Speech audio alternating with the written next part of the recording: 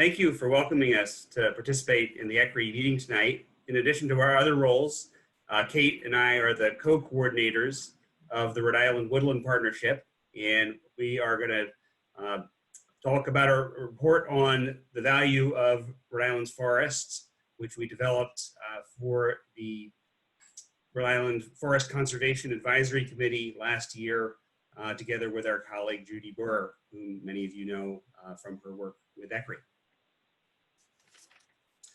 So just a brief overview. I want to give you some statistics and information about the state's forests that I think will help put this in context and provide some needed background. Also go into some of the most important values of the state's woodlands and the ones which I think you're most interested in hearing about. And then Kate is also going to go run through some potential conservation actions that we could collectively undertake to help protect the state's forests.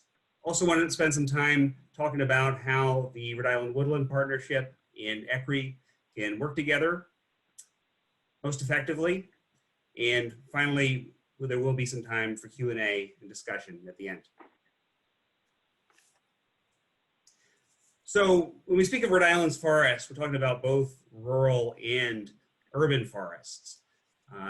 State's the second most densely populated in the US after New Jersey, with 39% of the state classified as urban land. There are even many Rhode Islanders who don't know that the state remains 56% forested, and all the forest is not the same. There are a range of woodland types, with oak hickory forest being the most dominant, but there are other important species, including white pine, red maple swamps, and examples of rare forest types, such as oak holly woodlands over in the East Bay or cedar swamps. Of course, there are large management areas that are owned by the state and conservation organizations and institutions holding land, but most of it is owned and controlled by 38,000 different individual and family landowners who own the majority of the land, but it's typically held in small parcels. And most of this forest is highly fragmented by development, both commercial and residential, and with roads and other kinds of infrastructure. And on the map, those areas that you see in dark green, those are the only remaining unfragmented blocks of woodlands that are greater than 500 acres. And I think a telling statistic is that half the land in the state is within the length of one football field from a road, and then 90% of the state is within 4.5 football fields of a road. Here are the results of the survey we conducted on which forest values ECRI members are most interested in learning more about. The role of forests in mitigating climate change stands out, as it got nearly half of your votes. So we'll spend the most time on that after running through some other values, because there are also significant interests in water quality, human health and well-being, and economics. So we'll go on a quick tour through some of Rhode Island's most important forest benefits. One critical role that forests play in climate resiliency is buffering against the effects of severe weather, because their vegetation holds the soil in place and it helps prevent erosion.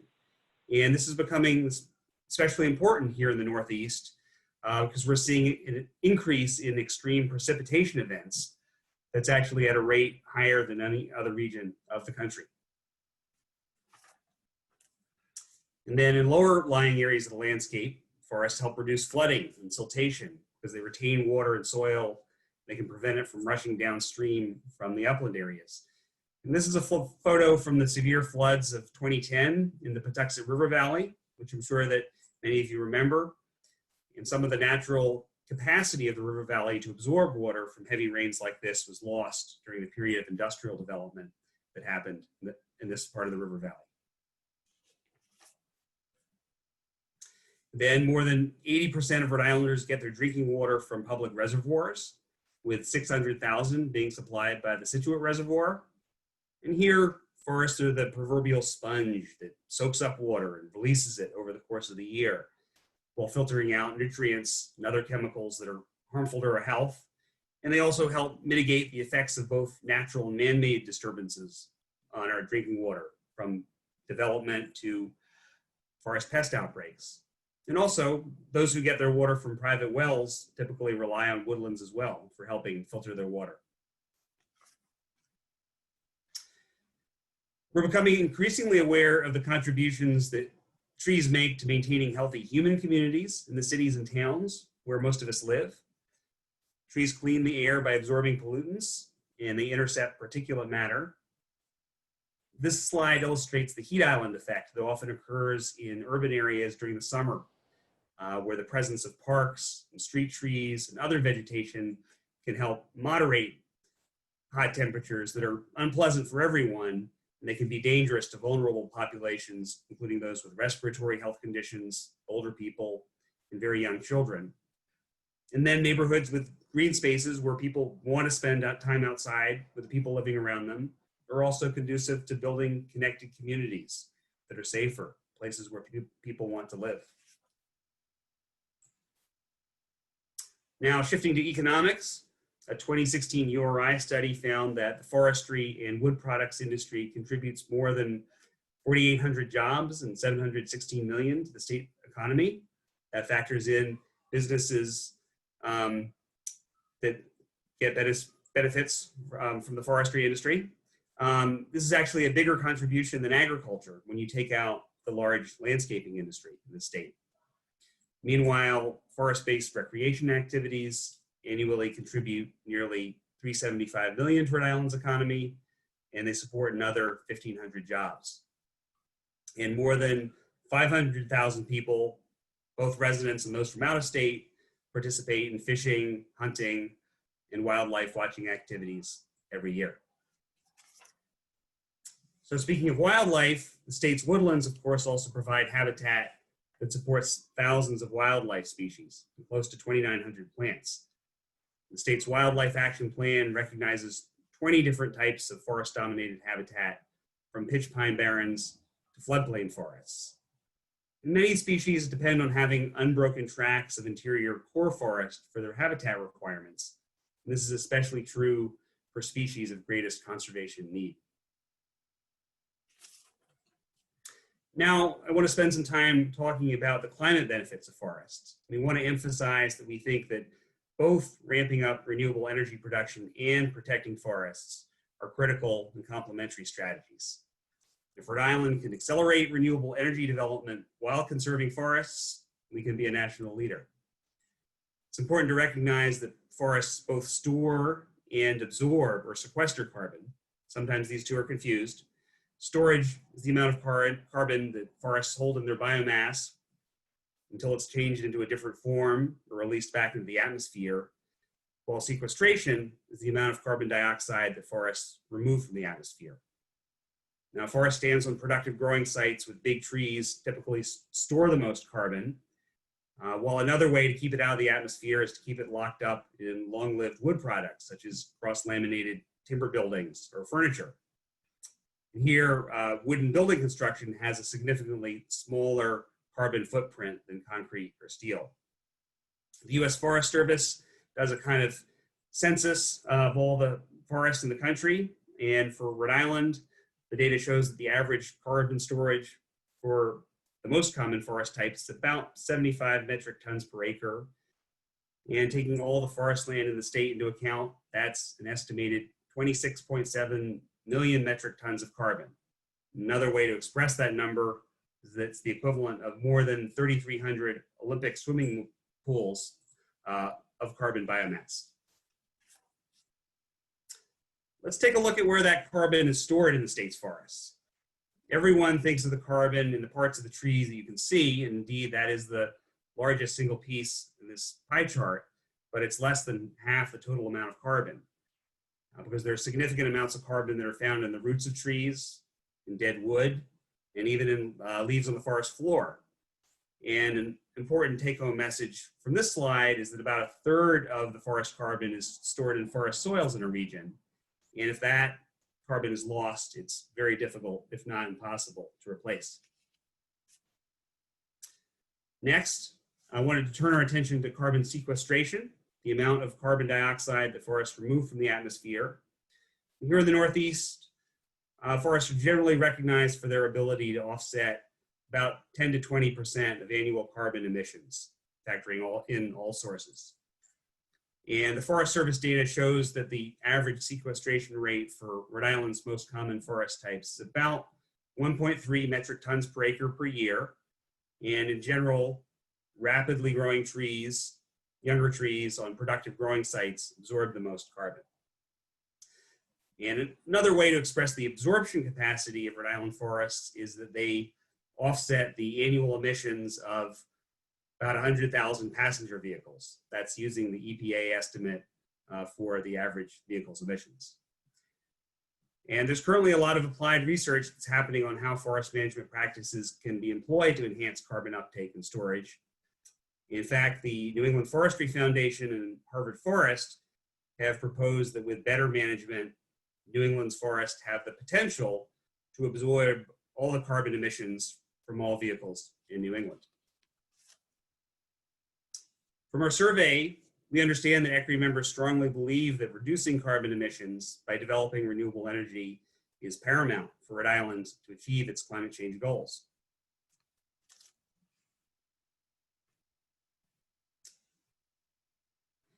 So we think it's important to recognize how existing plans recognize forests as an important piece of meeting these goals. The U.S. Climate Alliance, that's the group of U.S. states, including Rhode Island, that believe in the threat of climate change and have committed to the goals of the Paris Agreement, highlight the importance of keeping our forests as forests to avoid catastrophic climate change. And also the Rhode Island Greenhouse Gas Reduction Plan, that many of you are familiar with, recognizes the critical role that forests have, together along with farmland, and it notes that the modeling shows that we likely can't afford to lose more natural lands if we want to achieve these emissions goals. So from here, I'm going to turn it over to Kate, who's going to walk us through some of the possible strategies that we could undertake to conserve more of the state's forests.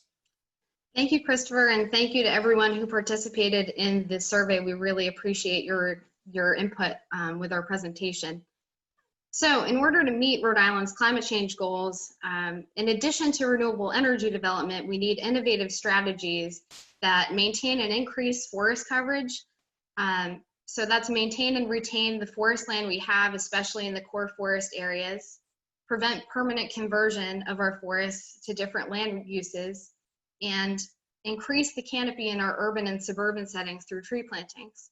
We also need to continue to employ and improve and expand our forest management strategies in the state to ensure that forest health on both public lands and on private forests is maintained. And if we combine those two together, we are able to maintain and increase our carbon stocks, which provide us with a bigger opportunity to both sequester and store carbon. The overall sum of the benefits that Rhode Island's forests provide is greater than any single one attribute. So that is our overall message and what we found out with Rhode Island's forest values and how to apply those into the policy recommendations that we recommend through this report. And knowing this information, what actions will help Rhode Island conserve our forests? Let's take a little stroll through those options that we came up with for you. So first, we should consider creating or dedicating state funding sources for forest conservation. Forest acquisition, by far, for conservation is the most clear and direct way of retaining forest land and preventing conversion to other land uses.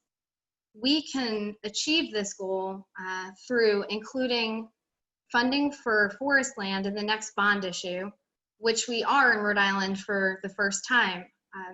Of the $69 million bond issue, we have $3 million dedicated to natural working lands, which not only includes farmland, which is traditional in our bond issues, but includes working forest land. We should also continue to leverage bond funding or other state funds with available funding from conservation through other sources. So thinking of options through the federal government, USDA, NRCS, through land trusts, through regional conservation partnerships, and through other avenues with organizations that have funding that just need matching sources to push land conservation over the edge.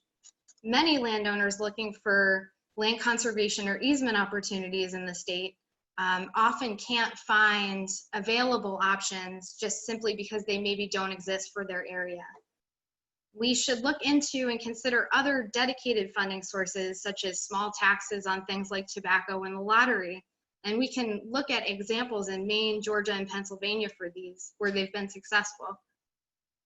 We can make the case for using watershed protection funds as well as mitigation and settlement funds for forest conservation and preserving open spaces. And to facilitate all of these on both private and public lands, we should establish the Rhode Island Forest Conservation Commission to further develop incentives, strategies, and to work together on guidance statewide on forest-related issues. We could consider adopting a Community Preservation Act similar to the one that was adopted and has been very successful in Massachusetts by working with the Governor and General Assembly to facilitate local enabling legislation to be approved by voters in cities and towns. So a Community Preservation Act allows for a small percentage of sales, property sales, to be directed directly to local conservation projects, affordable housing, or other historic preservation projects, at least in Massachusetts. Ideally, it would include some match from the state in order to bolster the work that has been done. And since 2000, when this was enacted in Massachusetts, it's been adopted by over 50% or 177 of those cities and towns. And they've used that funding to conserve nearly 31,000 acres. An example, we have a few pictures here from Elmwood Farm in Hopkinton, Massachusetts. It's a 92-acre farm. Of that, 81 acres is forest land, which has been open to the public. They used $900,000 in CPA funds, as well as $400,000 in matching funds, and the rest from private donations to be able to conserve this farm. So it's just one example of how this could work in our cities and towns in Rhode Island. We should work together to balance forest conservation and energy development in Rhode Island. And just to reiterate what Christopher said, there's no question that we need both renewable energy strategies and forests to meet our climate change goals in Rhode Island. We know that this can be tricky, and we know it can be contentious, and our goals at the end of the day are all the same. In order to be prepared for our future in the face of climate change, we need both strategies to be employed to be ready to go. Currently, Rhode Island has several programs that incentivize renewable energy development. I'm sure you're very familiar with the programs through National Grid, grant programs through the Renewable Energy Fund, and things like virtual net metering. We should also consider reforming some of our current statutes to incentivize this sort of development of renewable energy on previously disturbed sites like landfills, parking lots, and other areas to make it less appealing to develop in green spaces and forests, specifically in core forest areas of greater than 250 acres or important habitats. We don't need to reinvent the wheel here. There's plenty of examples in Vermont, Connecticut, or Massachusetts that we could draw from. And the recent Synapse Energy Economics study shows that we have the potential to develop between 3,000 and 7,000 megawatts on previously disturbed sites. So I'm interested to see where that goes. As I mentioned before, when talking about funding for conservation, there are many landowners and communities that are being approached for solar that are looking for other options for land conservation and just don't have them. So I just wanted to re-emphasize that looking for funding for easements or land transactions for forest land is imperative as we move forward. So we also should continue to use forestry as a tool to enhance forest conditions across the state's landscape. And this isn't necessarily about extracting resources, but about improving our forest health overall in the wake of things like invasive species, insects and disease like gypsy moth, which we've seen really ravage our western border and our oak forests. And we can use forestry to improve habitat. And as we are learning through the studies that Christopher mentioned, as we improve our forests, we also improve the ability to store and sequester carbon. We also should support Rhode Island Department of Environmental Management's Division of Forest Environment and the work that they're doing to improve forest management on their state lands. They're understaffed and they don't have as many resources as would be helpful. So thinking about ways to bolster the work that they're doing and partner with them is very important. We can also show demonstrations of forest management on private lands or through small conservation organizations like Rhode Island Forest Conservators Organization, which has a demonstration with Lawton Foster. Municipalities should use available land use planning tools to avoid forest loss. We have the ability to not only encourage economic growth, but we also have the ability to encourage forest conservation at the same time, both locally and statewide through land use planning and smart growth tools that are already in existence. We can do this by adopting state land use plans and documents that have already been developed, like Land Use 2025, and focusing on community centers surrounded and connected by green spaces.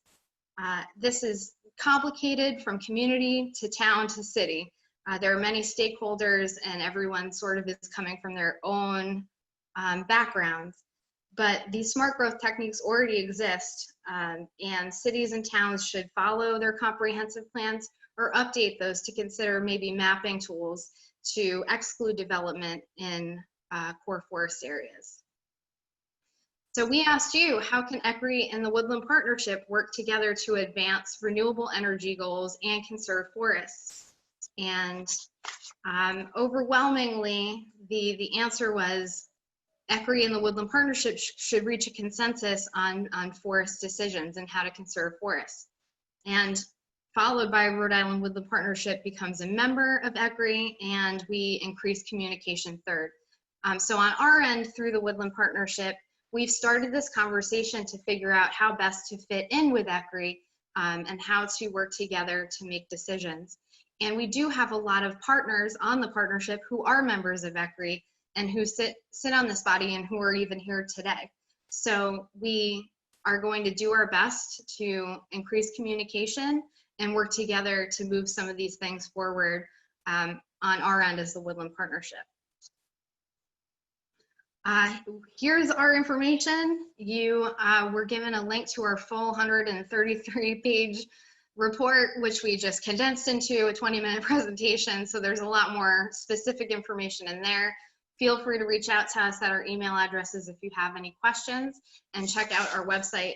You can even just search Rhode Island Woodland Partnership and we come up. And we are available to take questions. Thank you very much for having us. Great. Thank you so much, Christopher and Kate. Really appreciate you both reaching out and proposing the idea of sending the survey and really customizing this presentation to what ECRI members think would be most impactful in terms of focusing our discussion today. And so I want to go ahead and start the Q&A. We actually have plenty of time. Thank you for keeping us on and ahead of schedule. Looks like you guys covered a lot of ground in 15 minutes. So I'm going to go ahead and call on Ken because he raised his hand, and we'll continue. Go ahead, Ken. Thank you very much for your presentation. It was extremely enlightening and very encouraging. The first thing is that this fits very well with the continuing of one part of the Green Buildings Act, which is sites, the sustainable sites initiative, which hopefully all cities and towns as well as the state will have to comply with. But relative to your presentation itself, two items. When you talked about the Community Preservation Act, I don't know if it's been done in other states, but it's there's a technique that that's been done with other parts of the built environment per se. But in addition to a percentage of property sales, perhaps another revenue source might be a dollar per square foot or something relative to hardscape development, particularly parking lots. A developer may not necessarily be buying a property, but if they're developing a lot of hardscape, there should be it'd be akin to transfer of development rights, so to speak. And the other thing, the West Coast fires, the wildfires that are going on now, one of the things that's being talked about as being a climate change argument denier is the fact that there was not proper forest management invested by the state of California, Oregon, and Washington. So basically another strength of forest management is the prevention of wildfires. So you can, I don't know if that's included in your idea tool bag, but please do so, because it's a powerful mitigation technique. So again, thank you very much. Thank you, Thank Ken. you. Christopher, Kate, feel free to respond to that or give your take, and also just reminding folks to use the raise hand function at the bottom of your screen on the participant panel. Sure. Yeah. Thanks, Kenneth, for those points. The amount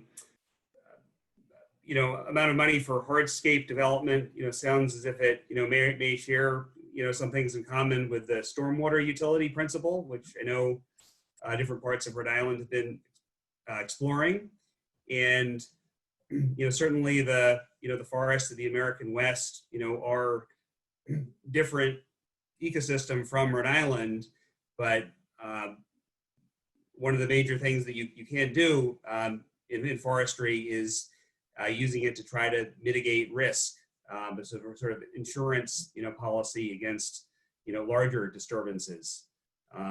That's what, some of our water suppliers do, why they've had forest management programs for nearly 100 years, or to try to mitigate the risk of wildfire in the, the western or southern part of the state, or to help make, insect and pest outbreaks less severe, for example.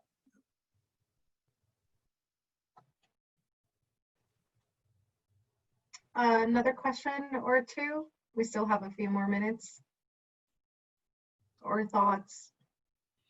I'll just unmute because I don't see my raise hand feature. I have a couple questions. One's kind of like for ECRI in general. I'm just wondering, so Ken mentioned the Green Billings Act, I think he said, and I'm just wondering like what other groups see this as a policy priority for the next session, and for the panelists or not the panel, like the presenters, what are you thinking, or like what, I don't know if you can have an opinion on this if you're a C3, but what would kind of be the legislation that you would see as the most beneficial way, if you have any ideas for ensuring that we protect our forests as this really essential climate tool. And of course, because we love them for their own right. I was on mute.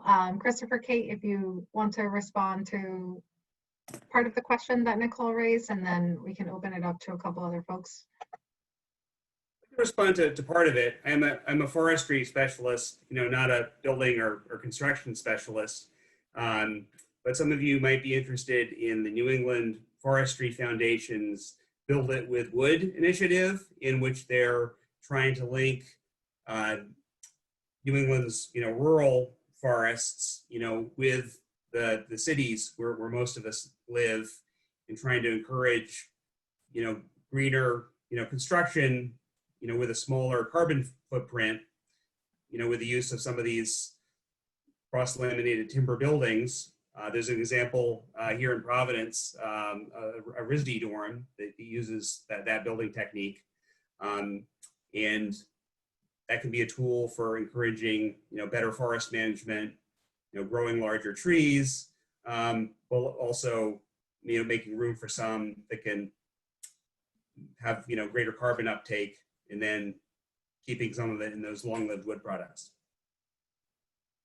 if I can add to that, the CLT, cross-laminated timber, it fits very well with the scale of construction, not only in Providence, but throughout the state.